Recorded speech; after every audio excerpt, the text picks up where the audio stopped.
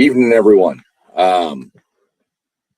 Just kind of jumping in to give a quick update on our NASCAR for Beginner series.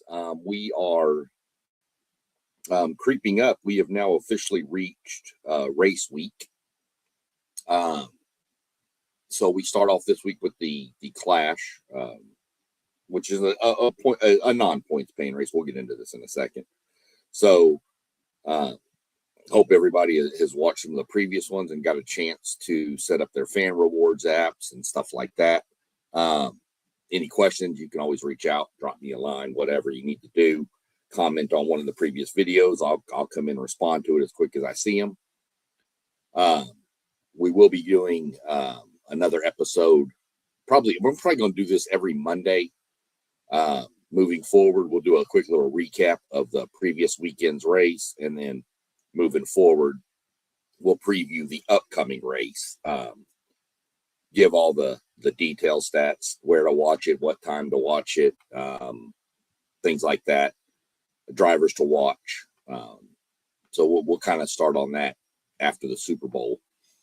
Next week, we'll probably take off because nothing really going on racing-wise that week. Crank it back up the following Monday after the Super Bowl. So we'll get into this week's little topic, which it's called the Clash. And it's like I said, it's a non-points paying event. It's just kind of a way to kick off the season.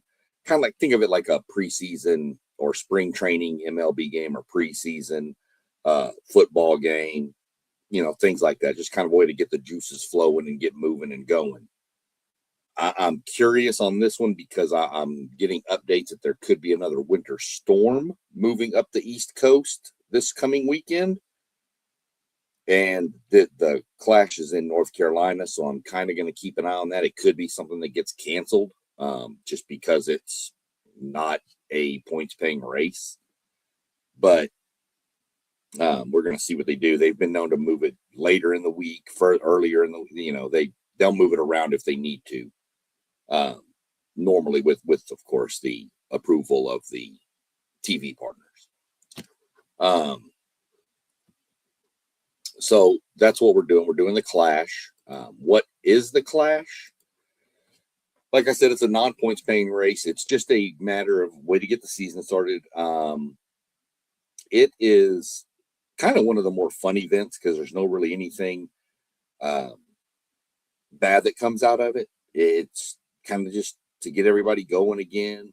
Nobody takes it. I mean, they take it serious because they all want to win. It's a trophy. They want to win every trophy they can, but they don't,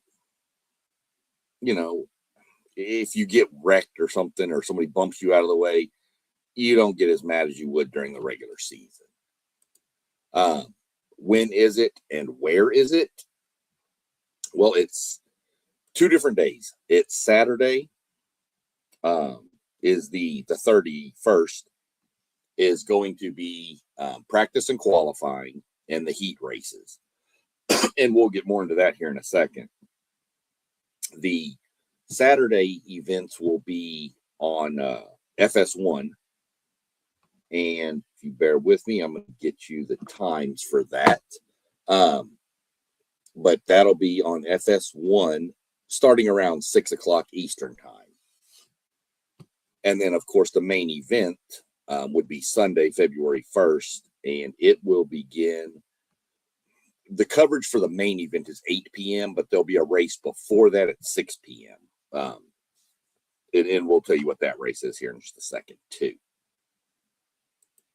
So the next one is people always want to know, how does it work different than any other race, things like that. Well, this is not a full race. This is not most Cup car races, NASCAR Cup Series, have 36 cars in them. Some you'll notice will have 38. Sometimes it'll be 41. It just varies on what the race is. I think Daytona normally has 41 or 42.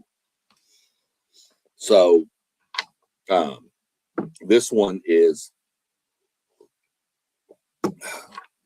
little different, as it's only 23 people get to race in it now. I did mention it was at Bowman Gray. which is a very, very, very, very short track. Tons of chaos, kind of a weird configuration. Call it the Madhouse. If you look up the documentary, The Madhouse, you'll see why they call it the Madhouse. It's known for numerous fights. There's videos out there with dads and daughters fighting dads and sons. It's crazy. But the format for it is you're going to have practice and qualifying on Saturday, and then they'll turn around and run heat races Saturday, and then they'll turn around and on Sunday they'll run the last chance qualifiers, and then of course the main event will be run.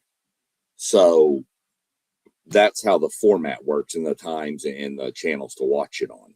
If I think I mentioned it that it was on Fox. The original Fox is the Sunday. FS1 is Saturday. How do the heat races work? Okay, well, before you get to the heat races, I mentioned practice and qualifying. So practice and qualifying will be split up into groups. Practice will go on. It's, just get out there and run for some laps. I think it's timed. Sometimes they trip it, they move it around and stuff. But they do practice. And what they do with practice is there'll be 3 different groups that'll go out and then in the third session, they each get 3 sessions. In the third session, every group, whoever is the fastest in that group, that'll set the lineups for the heat races. So let's say the fastest person in practice is me, then I'm first on the first heat race. And we've got a couple of people y'all have seen on here before. Let's say Moss or whatever, some of the other people up here. Moss, he comes in second fastest in practice. Well, he starts the first on the second heat race. And let's say my buddy Doug, he finishes, he has the third fastest time in practice. He now starts first on the third heat race. And then the fourth person, fastest time, fourth heat race. And then it just kind of cycles back through where like 5th place will be second place in the first heat race. 6th place will be second place in the second heat race. And you work your way down the list till all the positions are filled. Now, there'll be 36 cars doing the practice and qualifying, at least 36, sometimes 38, try, whatever. Those will try for the heat races. So after practice and the lineups are all set, then they start the heat races. And when the heat races start, then you'll take the first heat race, and it's a 25-lap sprint. There's no other way to put it. They're really fast, really fun, really high drama, lots going on. And out of that first heat race, the top 5 will advance. Of course, all 4 heat races. The top 5 in each heat race automatically advance to the main event on Sunday. And that'll also, we'll get into how that's set, because it'll set your lineup for the races by this too. But you move on from that. That's the heat races and how they're going to work. So, pretty much practice, and you got the top 5 are locked in. So then you'll say, well, what happens to the other people that aren't in the top 5?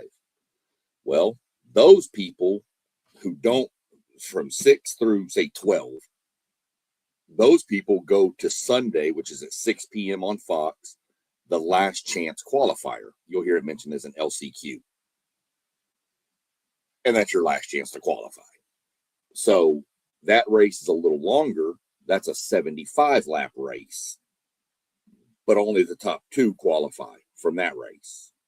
So first and second are the only ones that advance to the main event.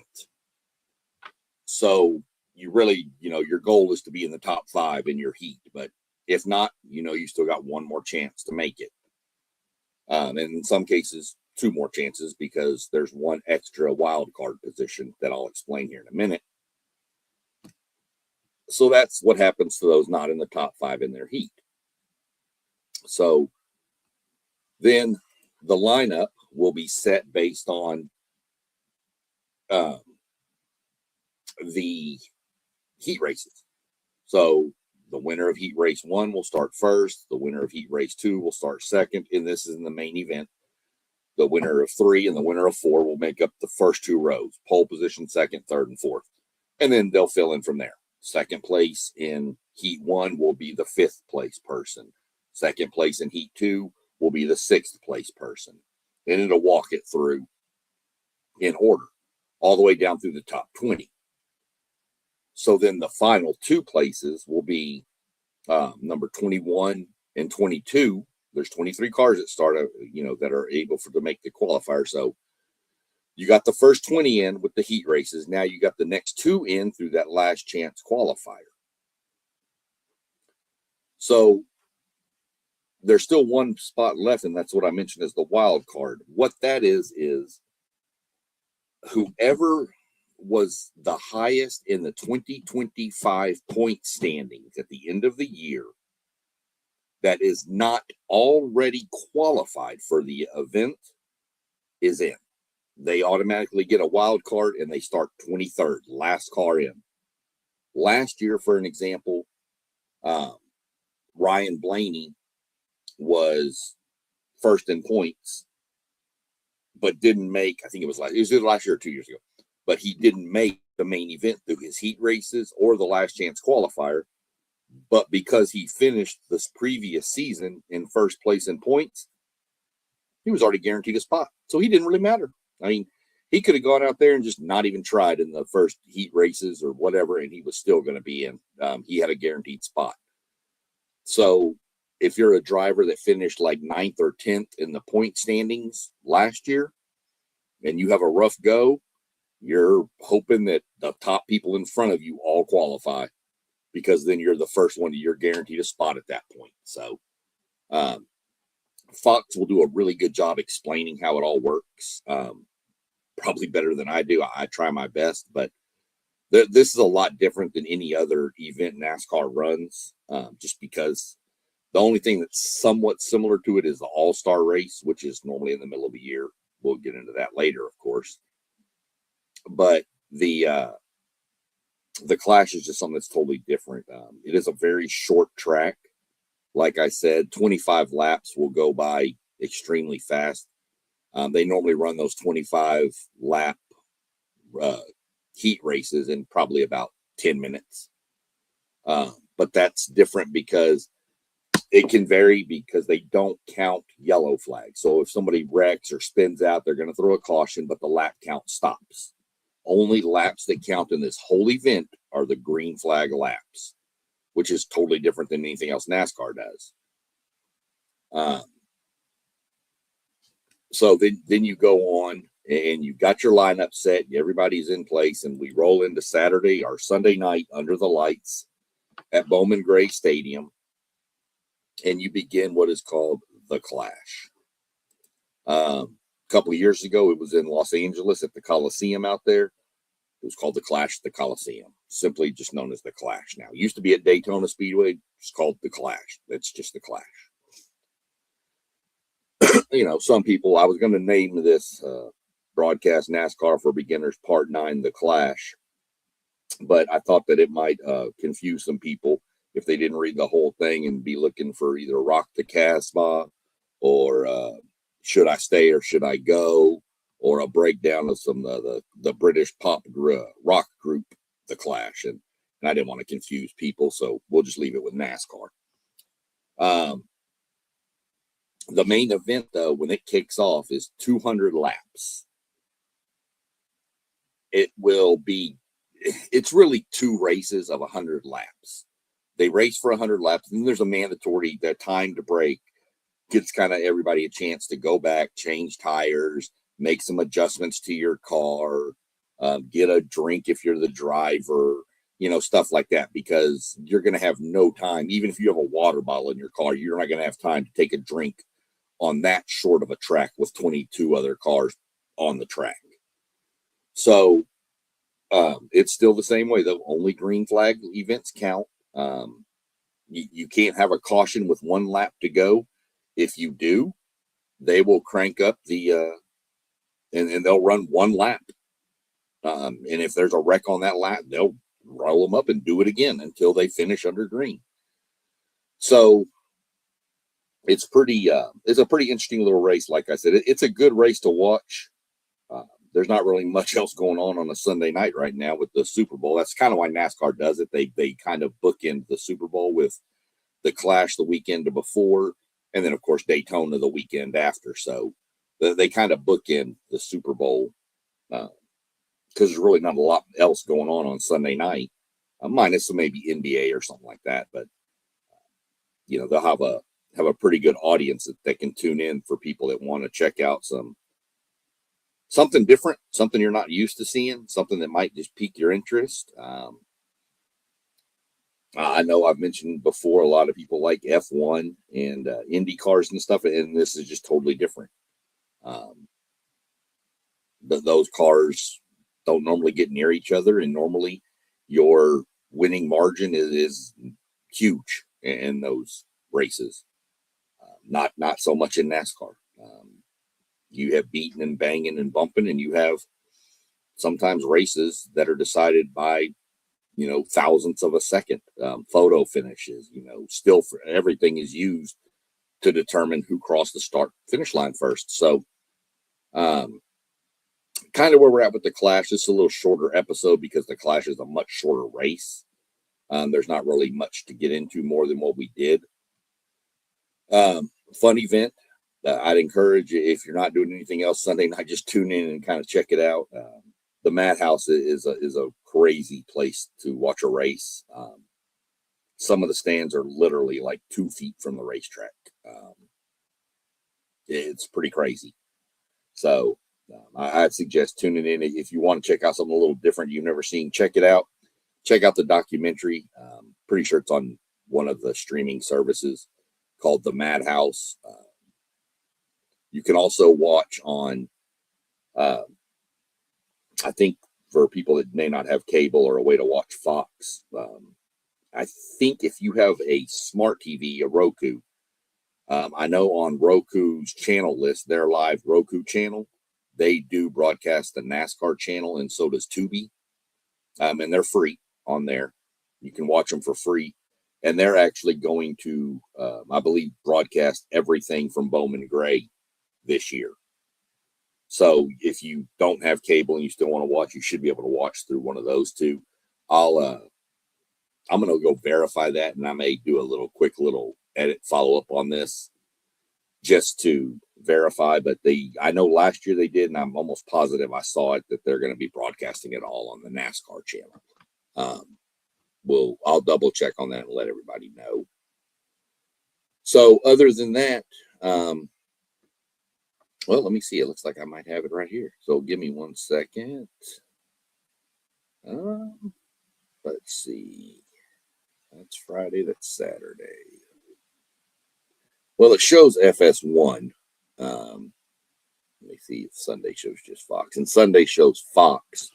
So I'll do some digging on that, and then I'll jump on and do a quick little live, probably Wednesday, or as soon as I find out what's going on. Plus, I'll follow up and I'll put another post out, another little short 5-minute video with just seeing if they're going to race based on the weather patterns and stuff. So just, keep tuned into the channel.